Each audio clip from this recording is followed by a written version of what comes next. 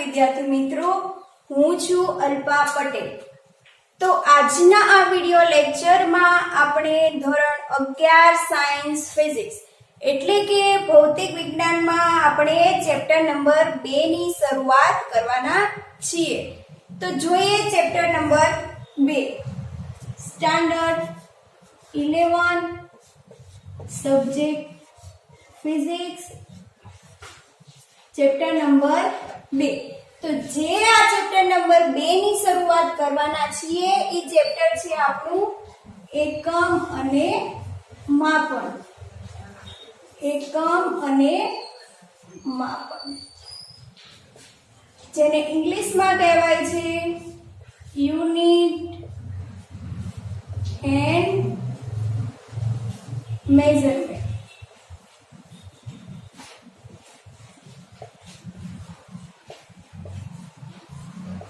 Unit એટલે એકમ અને મેઝરમેન્ટ એટલે માપન। તો આ એકમ અને માપન જે ચેપ્ટર છે એ ચેપ્ટરનો આજે આ ફર્સ્ટ વિડિયો લેક્ચર છે અને ફર્સ્ટ વિડિયો લેક્ચરમાં આપણે ખાલી ઇન્ટ્રોડક્શન વિશેની માહિતી મેળવવાના છીએ।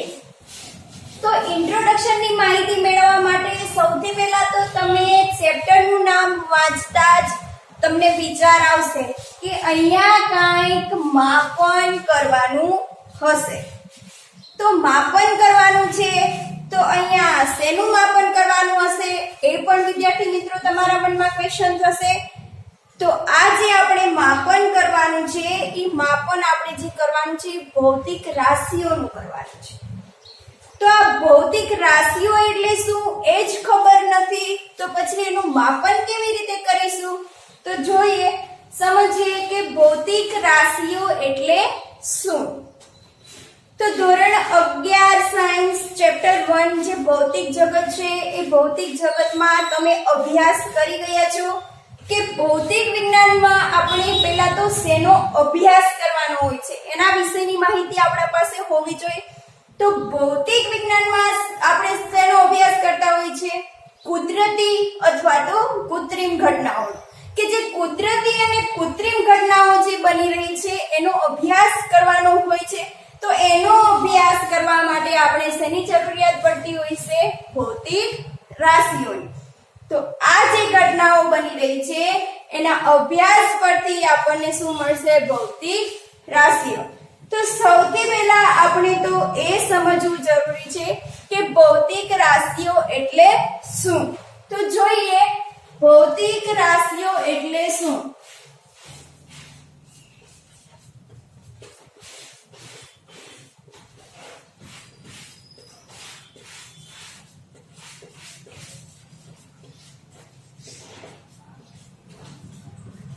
ભૌતિક રાશિઓને ઇંગ્લિશમાં આપણે કહીશું ફિઝિકલ ક્વોન્ટિટી।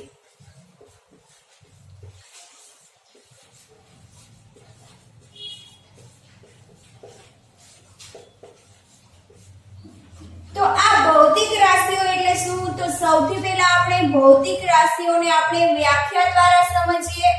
તો આપણી આસપાસ કે રોજિંદા જીવનમાં આપણી આસપાસ કે રોજિંદા જીવનમાં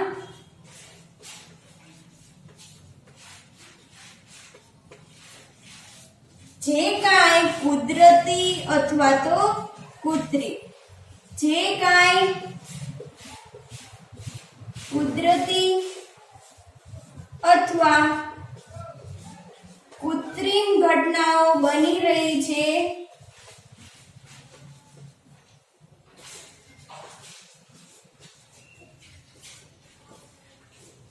આ ઘટનાઓનો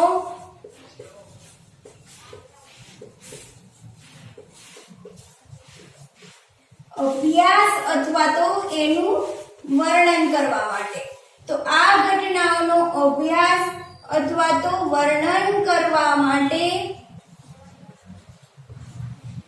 જે કાંઈ રાશિઓની જરૂરિયાત પડે છે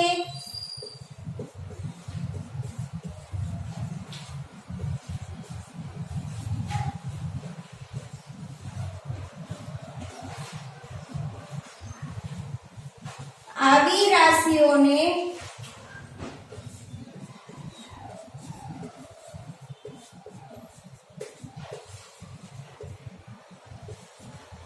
આપણે કહેશું ભૌતિક રાશિ.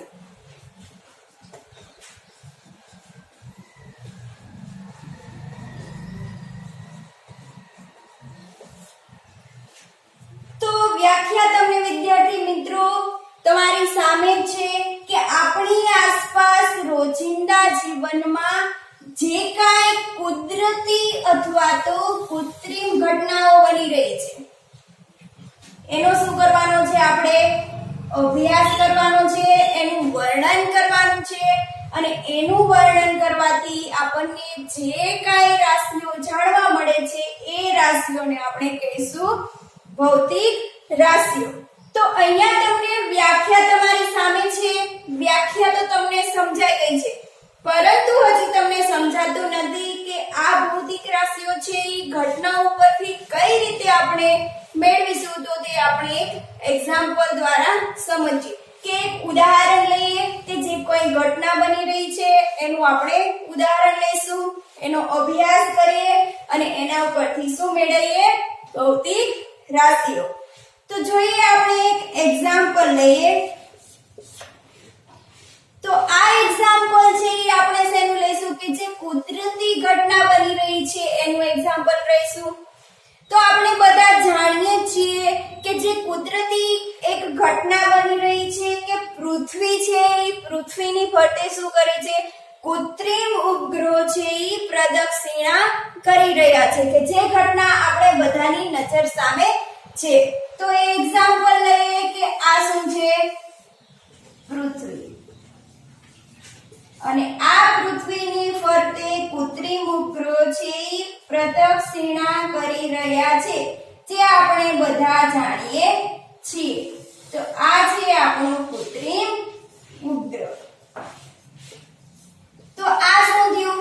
એક કુદરતી ઘટના થઈ કે કૃત્રિમ ઉપગ્રહ છે એ પૃથ્વીની ફરતે પ્રદક્ષિણા કરી રહ્યો છે. આ જે કુદરતી ઘટના બની રહી છે આ કુદરતી ઘટનાનું તમને વર્ણન કરવાનું કીધું છે, તમને અભ્યાસ કરવાનો કીધો છે અને એના ઉપરથી તમારે શું મેળવવાનું છે? ભૌતિક રાશિઓ. તો ચલો વિદ્યાર્થી મિત્રો આપણે આ ઘટનાનો અભ્યાસ કરીએ અને એના અભ્યાસ ઉપરથી આપણને કઈ કઈ ભૌતિક રાશિઓ મળે છે તે જોઈએ.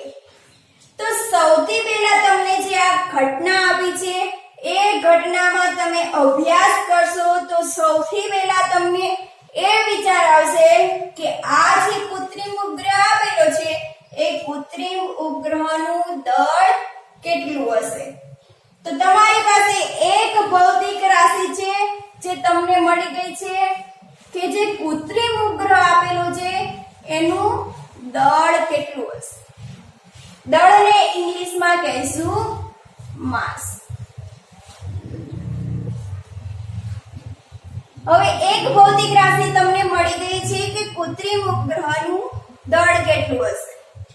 એના પછી તમે વિચારશો, એનો અભ્યાસ કરશો તો તમને તમારા મનમાં બીજો પ્રશ્ન થશે કે જે આ કૃત્રિમ ઉપગ્રહ છે એ પૃથ્વીથી કેટલા અંતરે દૂર આવેલો હશે. તો અહીંયા એક બીજી ભૌતિક રાશિ તમને મળી ગઈ છે જે છે અંતર, જેને ઇંગ્લિશમાં કહીશું ડિસ્ટન્સ, જેને શું કહેવાય? લંબાઈ પણ કહી શકાય, જેને ઇંગ્લિશમાં કહીશું લેન્થ. હજી તમારે આ કૃત્રિમ ઘટનાનો અભ્યાસ કરવાનો છે તો તમે જોશો તો તમને હવે વિચાર આવશે કે આ કૃત્રિમ ઉપગ્રહ છે એ પૃથ્વીની ફરતે પ્રદક્ષિણા કરી રહ્યો છે. તો એક આખું ચક્ર પૂરું કરવા માટે કૃત્રિમ ઉપગ્રહને કેટલો સમય લાગતો હશે. તો અહીંયા તમને એક ત્રીજી ફિઝિકલ ક્વોન્ટિટી મળી ગઈ છે જે છે સમય, જેને ઇંગ્લિશમાં કહીશું ટાઈમ. હજી તમારે આ ઘટનાનો અભ્યાસ કરવાનો છે તો ચોથી બાબત તમને એ યાદ આવે કે આ કૃત્રિમ ઉપગ્રહ છે એ પૃથ્વીની ફરતે તો પરિભ્રમણ કરી રહ્યો છે, તો આ કૃત્રિમ ઉપગ્રહની કઈક ઝડપ હશે, એનો કઈક વેગ હશે અને આ ઈ ઝડપના કારણે શું કરતો હશે? પરિભ્રમણ કરતો હશે કે કેટલી ઝડપથી છે એ પ્રદક્ષિણા કરી રહ્યો હશે. તો ચોથી જે તમારી પાસે ફિઝિકલ ક્વોન્ટિટી મીન્સ કે ભૌતિક રાશિ છે એ તમને મળી ગઈ છે ઝડપ, જેને ઇંગ્લિશમાં કહીશું સ્પીડ, અથવા તો એને વેગ પણ કહી શકાય, જેને ઇંગ્લિશમાં કહીશું વેલોસિટી, કે કેટલા વેગથી કૃત્રિમ ઉપગ્રહ છે એ પરિભ્રમણ કરી રહ્યો હશે. હવે અહીંયા વેગની વાત થઈ છે, તો વિદ્યાર્થી મિત્રો હવે તમને એવું લાગે કે આ કૃત્રિમ ઉપગ્રહ છે એ સમયની સાથે છે એ પરિભ્રમણ કરી રહ્યો છે, તો સમયની સાથે એના વેગમાં પણ કંઈક ફેરફાર થતો હશે. તો સમયની સાથે વેગમાં ફેરફાર થવાથી એક તમને નવી ફિઝિકલ ક્વોન્ટિટી મળશે, જે છે પ્રવેગ. તો એક નવી ફિઝિકલ ક્વોન્ટિટી તમને મળી ગઈ છે, જે છે પ્રવેગ, જેને ઇંગ્લિશમાં કહીશું એસેલરેશન. આ પછી હજી તમારે આ ઘટનાઓનો અભ્યાસ કરવાનો છે અને આ ઘટનાઓ પરથી તમને હજી ફિઝિકલ ઘણી બધી ક્વોન્ટિટી મળશે. તો હજી તમને વિચાર આવે કે જે કૃત્રિમ ઉપગ્રહ છે એ પ્રદક્ષિણા કરી રહ્યો છે, તો આ કૃત્રિમ ઉપગ્રહ ઉપર કંઈક બળ લાગતું હશે અને બળ લાગવાના કારણે જે ગતિ કરી શકતો હશે. તો અહીંયા તમને નવી ફિઝિકલ ક્વોન્ટિટી મળી ગઈ છે, જે છે બળ, જેને ઇંગ્લિશમાં કહીશું ફોર્સ. હજી આ ઘટનાઓનો અભ્યાસ કરો તો ત્યાર પછી તમને વિચાર આવે કે જો આ કૃત્રિમ ઉપગ્રહ છે એ ચાર્જ ગતિ કરતો હોય તો એના ઉપર કંઈક ટોર્ક લાગતું હશે.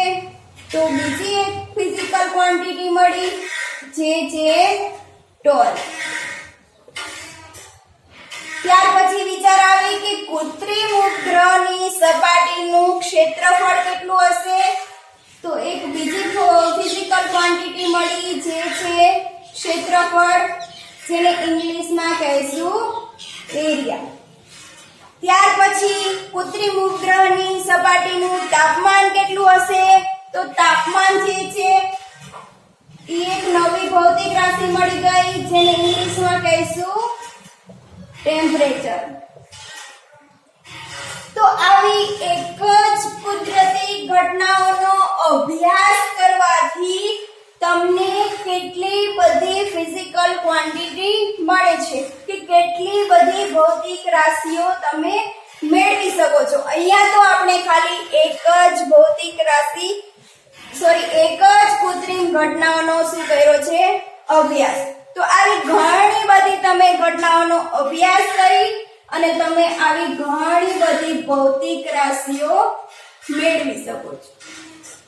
તો વિદ્યાર્થી મિત્રો, હવે તમને ખ્યાલ આવી ગયો હશે કે આ જે કુદરતી ઘટના બની રહી છે એના અભ્યાસ ઉપરથી આપણે શું મેળવી શકીએ? ભૌતિક રાશિઓ. હવે એના પછી હવે આપણે જોઈશું કે જે આ જે ભૌતિક રાશિઓ મળી ગઈ છે, ભૌતિક રાશિઓ એટલે શું એ સમજમાં આવી ગયું. જે ભૌતિક રાશિઓ મળી છે એ પણ સમજમાં આવી ગયું. હવે આ ભૌતિક રાશિઓનો આપણે અભ્યાસ કરવાનો છે, એનું માપન કરવાનું છે અને એના ઉપરથી આપણે એનો એકમ નક્કી કરવાનો છે. તો આપણે એક ઉદાહરણ લઈશું, એ ઉદાહરણ ઉપરથી આપણે ભૌતિક રાશિ મેળવીશું, એનું માપન કેવી રીતે થાય છે એ મેળવીશું અને એનો એકમ નક્કી કરીશું.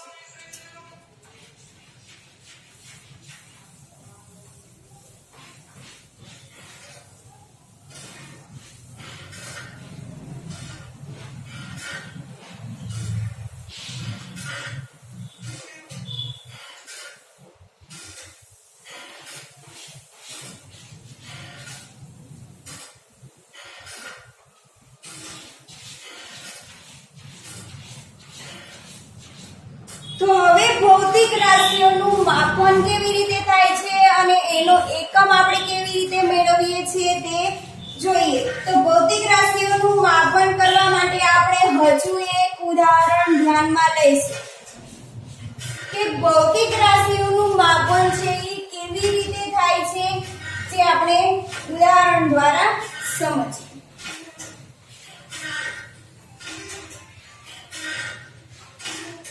તો હું તમને એક ઉદાહરણ દ્વારા સમજાવું છું કે માની લો કે તમારી પાસે કોઈ એક મોટું લાકડું આપેલું છે અને આ મોટું લાકડું આપેલું છે એ આખા લાકડાની તમારે જરૂર નથી. આ એક મોટા લાકડામાંથી તમારે શું કરવાનું છે? એક બ્લોકને કાપવાનો છે. તો આ બ્લોકને કાપવા માટે તમારે પહેલા શું કરવું પડશે?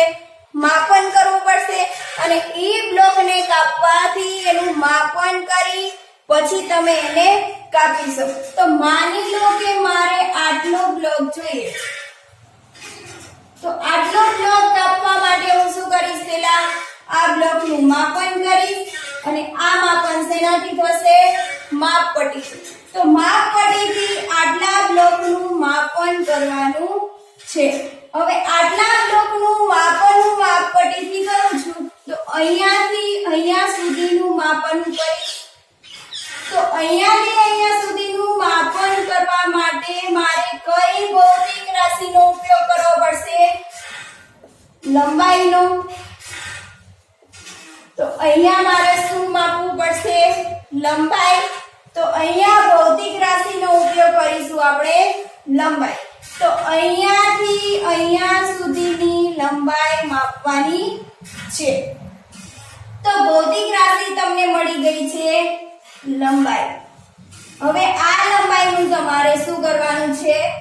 માપન કરવાનું છે. તો અહીંયાથી અહીંયા સુધીનું હું માપપટ્ટીથી માપન કરું છું તો ઈ માપન મને મળે છે 5 મીટર. માપપટ્ટીથી માપન કરવાથી મને લંબાઈ મળી 5 મીટર.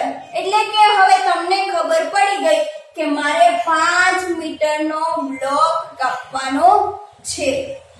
તો આ 5 મીટરનો બ્લોક કાપવાનો છે જે તમને આ મળી ગયું તમારું માપન. હવે અહીંયા મેં શું લખેલું છે? 5 મીટર. તો અહીંયા 5 મીટરની જગ્યાએ હું ખાલી 5 લખી શકું? ના લખી શકાય. કેમ? જો અહીંયા મેં ખાલી લંબાઈ 5 લખેલી હોય તો કોઈ બીજા વ્યક્તિ આવે તો બીજા વ્યક્તિને સમજમાં આવશે નહીં. ખાલી 5 લખવાથી બીજા વ્યક્તિને ક્વેશ્ચન થશે કે આ 5 શું હશે? સેન્ટીમીટરમાં હશે, મીટરમાં હશે કે પછી ઇંચમાં હશે? એના માટે પાછળ લખવું જરૂરી છે કે મીટરમાં છે, સેન્ટીમીટરમાં છે કે ઇંચમાં છે. તો કોઈ પણ ભૌતિક રાશિનું માપન લખતી વખતે આંકડાકીય મૂલ્યની સાથે એનો એકમ લખવો જરૂરી છે કે ભૌતિક રાશિ છે એ કયા એકમમાં આપેલી છે. તો અહીંયા જે 5 છે એ શું થઈ ગયું? આંકડાકીય મૂલ્ય. અને પાછળ જે મીટર આપેલું છે એ મીટર તમારું શું થઈ ગયું? એકમ થઈ ગયો. તો કોઈ પણ ભૌતિક રાશિનું માપન તમારે લખવું હોય તો ભૌતિક રાશિનું માપન છે તમે બે રીતે લખી શકો છો. એટલે બે વસ્તુ એમાં જરૂરી છે. એક છે આંકડાકીય મૂલ્ય અને બીજું છે એકમ. તો કોઈ પણ ભૌતિક રાશિને દર્શાવવા માટે આંકડાકીય મૂલ્યની સાથે એનો એકમ લખવો જરૂરી છે. આ ઉપરાંત જે પણ કઈ ભૌતિક રાશિ આપેલી છે એના માપનની પાછળ જો એકમ લખેલો હોય તો ઈ એકમ પરથી પણ તમે નક્કી કરી શકો કે આપેલી તમારી ભૌતિક રાશિ કઈ છે એ તમને ખબર પડી જશે. આના પછી હું તમને એક બીજું એક્ઝામ્પલ સમજાવું કે આમાંથી ઘણા બધા વિદ્યાર્થીઓ એવા હશે કે જેને સ્કૂલમાં રમત ઉત્સવ ચાલુ હોય છે તો એમાં ઘણા બધા વિદ્યાર્થીઓ પાર્ટિસિપેટ થયેલા હોય છે. ઘણા બધા સાયકલની રેસમાં પાર્ટિસિપેટ થયેલા હોય છે, ઘણા બધા દોડની રેસમાં પાર્ટિસિપેટ થયેલા હશે. તો આ જે રેસમાં તમે પાર્ટિસિપેટ થયેલા હોય છો ત્યારે તમે જોયું હશે કે જે પેલા કેપ્ટન હોય છે એ કેપ્ટનના હાથમાં શું હોય છે? વોચ હોય છે, ઘડિયાળ હોય છે અને કેપ્ટન દ્વારા સમય નોંધવામાં આવતો હોય છે. તો આ કેપ્ટન દ્વારા જે સમય નોંધવામાં આવે છે એ સમય માની લો કે તમને કેપ્ટનને સમય 15 મિનિટ નોંધ્યો કે જે ફર્સ્ટ વિનર થયા છે એ ફર્સ્ટ વિનર છે એ 15 મિનિટમાં રેસ પૂરી કરે છે. તો આ જે સમય છે એ પણ એક ભૌતિક રાશિ છે અને આ ભૌતિક રાશિને પણ આંકડાકીય મૂલ્યની સાથે એકમ વડે દર્શાવાય છે. આના પછી તમે ઘણીવાર રસ્તા ઉપર જતા હોય છો તો રસ્તા ઉપર પેલા બોર્ડ મારેલા હોય છે કે અમદાવાદ આટલા કિલોમીટર દૂર, ગાંધીનગર આટલા કિલોમીટર દૂર. તો એમાં પણ બોર્ડ મારેલા હોય છે કે અમદાવાદ છે ઈ 100 કિલોમીટર દૂર છે. તો અહીંયા 100 કિલોમીટર આવેલું છે તો 100 છે એ તમારું આંકડાકીય મૂલ્ય છે અને કિલોમીટર છે તમારો શું આપેલો છે? એકમ. તો અહીંયા કિલોમીટર આપેલો છે તો એના ઉપરથી તમને ખ્યાલ આવશે કે અહીંયા કઈ ભૌતિક રાશિની વાત થઈ છે? લંબાઈની વાત થઈ હશે. ત્યાર પછી અહીંયા મિનિટ આપેલું છે તો એના ઉપરથી તમને ખબર પડશે કે અહીંયા સમયની વાત થઈ છે. તો આવી રીતે કોઈ પણ ભૌતિક રાશિનું મૂલ્ય દર્શાવવા માટે આંકડાકીય મૂલ્યની સાથે સમય પણ જરૂરી છે. તો વિદ્યાર્થી મિત્રો, તમને આ ભૌતિક રાશિનું માપન છે કેવી રીતે મેળવવું એ તમને ખબર પડી ગઈ હશે કે જેનું મૂલ્ય છે એ આંકડાકીય મૂલ્યની સાથે એકમ લખવો જરૂરી છે. હવે આ જે તમારું ભૌતિક રાશિનું માપન છે એને તમારે સૂત્ર સ્વરૂપે લખવું છે. તો ભૌતિક રાશિ જેને ઇંગ્લિશમાં કહીશું ફિઝિકલ ક્વોન્ટિટી બરાબર આંકડાકીય મૂલ્ય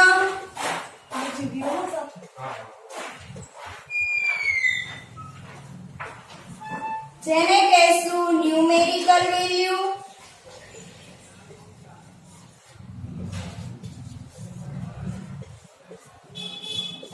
ગુણ્યા એનો એકમ જેને ઇંગ્લિશમાં કહેવાય છે યુનિટ. તો કોઈ પણ ભૌતિક રાશિને તમે આવી ઇક્વેશન દ્વારા તમે દર્શાવી શકો છો કે ભૌતિક રાશિ છે એને આંકડાકીય મૂલ્ય અને એકમની સાથે દર્શાવે છે. હવે આ ભૌતિક રાશિને તમે ઇક્વેશન સ્વરૂપે લખી શકો છો q બરાબર n * u જેને સૂત્ર સ્વરૂપે દર્શાવી શકાય છે. હવે વિદ્યાર્થી મિત્રો કે આ ભૌતિક રાશિ છે એનું માપન અને એકમ કેવી રીતે થાય છે તે તમને સમજમાં આવી ગયું હશે.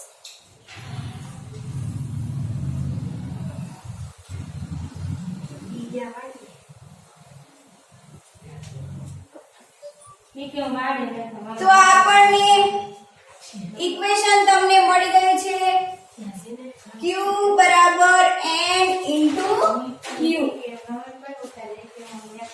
q બરાબર n * u. q છે તમારું શું છે? Physical quantity. n છે તમારું શું છે? Numerical value.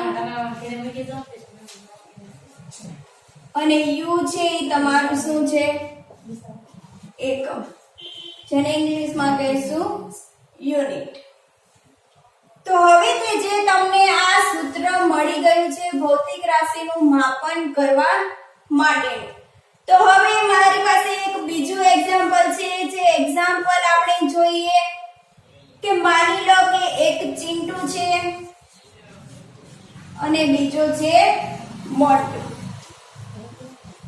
ચિંટુ અને મોન્ટુ બંને ફળોની દુકાન ઉપર જાય છે અને બંને ફળોની દુકાન ઉપર જાય છે ત્યારે ચિંટુ એવું કહે છે કે મને 1 કિલોગ્રામ કેરી આપો. મોન્ટુ એવું કહે છે કે મને 1000 ગ્રામ કેરી આપો. હવે અહીંયા જો ચિંટુએ શું કીધું 1 કિલોગ્રામ કેરી આપો. અહીંયા શેની વાત થઈ? કઈ ભૌતિક રાશિની વાત થઈ? વજનની. મોન્ટુએ એવું કીધું કે મને 1000 ગ્રામ કેરી આપો. તો અહીંયા કઈ ભૌતિક રાશિની વાત થઈ? વજનની. બંને ચિંટુ અને મોન્ટુએ બંને એક જ ભૌતિક રાશિની વાત કરી છે જે છે વજન. તો અહીંયા તમારી ભૌતિક રાશિ Q છે એ તમારું શું છે? વજન.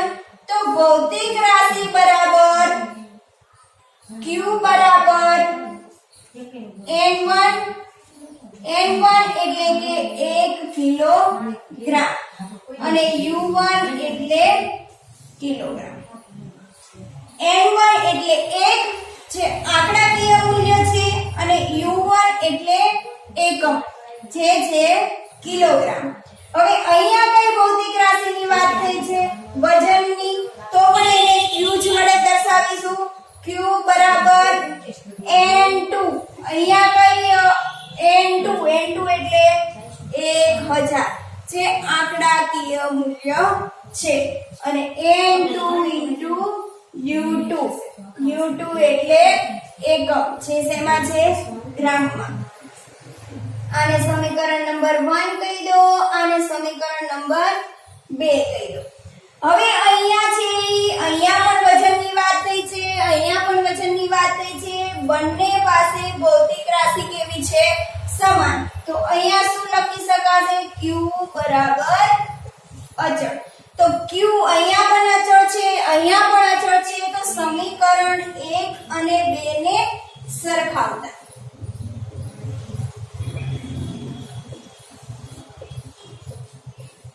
તો સમીકરણ નંબર 1 અને 2 ને તમે સરખાવશો તો તમને શું મળશે? N1 U1 બરાબર N2 U2. તો આવી રીતે વિદ્યાર્થી મિત્રો તમે ભૌતિક રાશિઓનું માપન કરી શકો છો. હવે આના પછી આપણે જોઈશું કે આ ભૌતિક રાશિઓની જરૂરિયાત શા માટે પડી. તો ભૌતિક રાશિઓની જરૂરિયાત છે એ શા માટે પડી તે આપણે જોઈએ.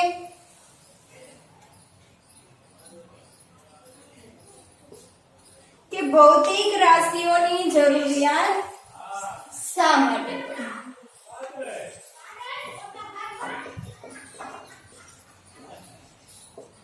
ભૌતિક રાશિઓની જરૂરિયાત શા માટે પડી?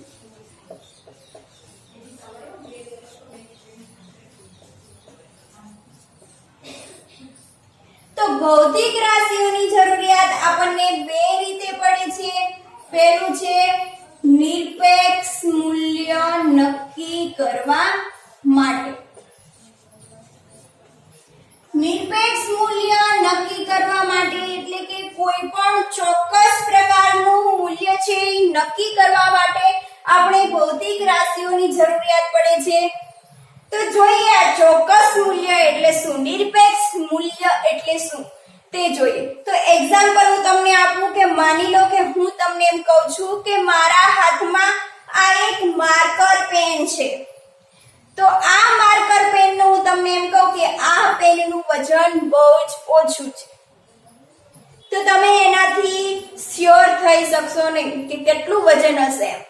અથવા તો હું તમને એમ કહું કે આ પેન જે આપેલી છે પેનનું વજન બહુ જ વધારે છે. તો એનાથી પણ તમને પેનનું ચોક્કસ વજન મળશે નહીં. તો આ જે પેનનું વજન છે હું તમને એમ કહું કે આ પેનનું વજન છે એ 50 ગ્રામ છે. તો એનાથી તમને ચોક્કસ મૂલ્ય મળી જશે, ચોક્કસ વેલ્યુ મળી જશે અને એનાથી તમે શ્યોર થઈ શકશો કે તમને ખબર પડશે કે હા આ પેનનું મૂલ્ય 50 ગ્રામ છે. એવી જ રીતે હું તમને એક બીજું એક્ઝામ્પલ આપું. માની લો કે હું તમને એમ કહું કે આજે તમારે સાવ ઓછું પાણી પીવાનું છે. તો તમારા મનમાં પ્રશ્ન થશે કે ઓછું પણ કેટલું, કઈ સરખું એનું માપ તો આપો, એટલું પીવાની ખબર પડે ને એમ. તો હું તમને એમ કહું કે સાવ ઓછું પાણી પીવાનું છે, તો એ ઓછું પાણી છે એ ચોક્કસ મૂલ્ય નથી. એવી જ રીતે એમ કહું કે તમારે આજે બહુ જ વધારે પાણી પીવાનું છે, તો પણ તમારા મનમાં પ્રશ્ન થશે કે બહુ જ વધારે એટલે કેટલું, પણ ચોક્કસ માપ આપો. તો આવી રીતે જ્યાં સુધી હું તમને ચોક્કસ મૂલ્ય નહીં આપું ત્યાં સુધી તમને ખબર પડશે નહીં કે આ જે છે એનું માપન કેટલું છે. હવે હું તમને એમ કહું કે તમારે આજે 1 લીટર પાણી પીવાનું છે, તો તમારા મનમાં કાંઈ પણ પ્રશ્ન થશે નહીં. તમારા પાસે ચોક્કસ માપ આવી ગયું છે કે હા આજે 1 લીટર પાણી મારે પીવાનું છે. તો કોઈ પણ ભૌતિક રાશિને દર્શાવવા માટે નિરપેક્ષ મૂલ્ય હોવું જોઈએ.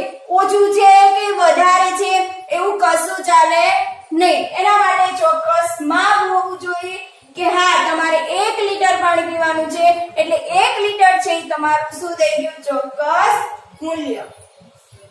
એના પછી બીજી રીતે શું જરૂર પડી?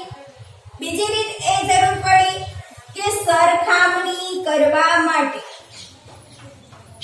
હવે આ સરખામણી કરવા માટે એટલે શું? તો સરખામણી કરવા માટે કેવી રીતે? તો આપણે એક્ઝામ્પલ દ્વારા સમજીએ કે ચિંટુભાઈ છે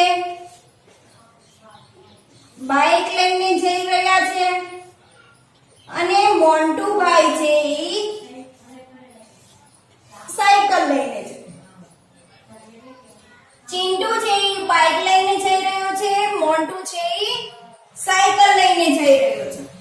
તો હવે આ ચિંટુ છે ઈ બાઇક લઈને જાય છે, તો આપણને ખબર જ છે કે બાઇક છે ઈ સાયકલ કરતા વધારે ચાલે. તો ચિંટુ છે ઈ મોન્ટુ કરતા આગળ જતો રહેશે. જે જ્યાં પહોંચવાનું છે ત્યાં છે 20 મિનિટ વહેલા પહોંચી જશે. ચિંટુ છે ઈ મોન્ટુ કરતા ઘરે 20 મિનિટ વહેલા પહોંચી જાય છે. તો ચિંટુ છે ઈ મોન્ટુને શું કહે છે કે મોન્ટુ હું તો તારા કરતા 20 મિનિટ વહેલા પહોંચી ગયો.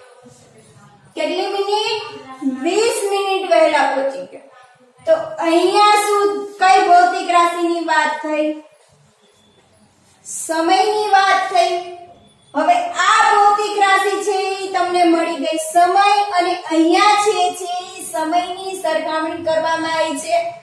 કેવી રીતે? તો ચિંટુ છે એ મોન્ટુ કરતા 20 મિનિટ ઘરે વહેલા પહોંચી જાય છે. તો અહીંયા તમારે થઈ સમયની સરખામણી. હવે એવી જ રીતે મોન્ટુ છે એ ચિંટુને એવું કહેશે કે ચિંટુ તારી ઝડપ તો મારા કરતા વધારે છે. શું કહે છે? મોન્ટુ છે એ ચિંટુને એવું કહેશે કે ચિંટુ તારી ઝડપ છે એ મારા કરતા વધારે છે. તો અહીંયા કઈ ભૌતિક રાશિની વાત થઈ? ઝડપની વાત થઈ કે ઝડપની સરખામણી કરવામાં આવે છે કે ચિંટુની ઝડપ છે એ મોન્ટુની ઝડપ કરતા કેવી છે? વધારે છે. એવી જ રીતે મોન્ટુ પણ એવું કહી શકશે કે મોન્ટુ એવું કહેશે કે ચિંટુ છે એ મારા કરતા 2 કિલોમીટર આગળ છે. કેટલા કિલોમીટર? 2 કિલોમીટર આગળ. તો અહીંયા 2 કિલોમીટર એ તમારી શું થઈ ગઈ? લંબાઈ અથવા તો અંતર. તો અહીંયા અંતરની અથવા તો લંબાઈની સરખામણી કરવામાં આવી છે કે મોન્ટુ છે એ ચિંટુ કરતા 2 કિલોમીટર આગળ છે. તો આવી રીતે સરખામણી કરવા માટે પણ ભૌતિક રાશિની જરૂરિયાત પડે છે, અને નિરપેક્ષ મૂલ્ય નક્કી કરવા માટે પણ ભૌતિક રાશિની જરૂરિયાત પડે છે. એવી જ રીતે સરખામણી કરવા માટે એક બીજું ઉદાહરણ જોઈ લઈએ. માની લો કે એક હાથી છે અને એક શું છે? બકરી. આ જે તમારો હાથી ને આ છે બકરી. હવે હાથીનું વજન જે છે એ છે 150 કિલોગ્રામ, અને બકરીનું જે વજન છે એ છે માની લો કે 10 કિલોગ્રામ.